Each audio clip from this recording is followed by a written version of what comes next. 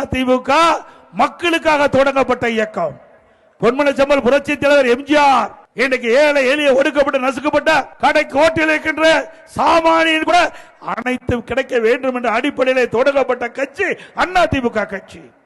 அதே போல அவருடைய மறைவுக்கு பிறகு இதே புரட்சி தலைவி அம்மா அவர்கள் கண்ணை இமைகாப்பதை போல இயக்கத்தை கட்டி காத்து பொன்மனச்செம்மல் புரட்சி தலைவர் எம்ஜிஆர் விட்டு சென்ற பணியை சிறப்பாக செயல்பட்டு இன்றைக்கு நாட்டு மக்களுக்கு தேவையான திட்டங்களை கொடுத்து நாட்டு மக்கள் மனதிலே வாழ்ந்து கொண்டிருக்கின்ற தலைவர்கள் பொன்மனச்செம்மல் புரட்சி தலைவர் எம்ஜிஆர், இதே புரட்சி தலைவி அம்மா.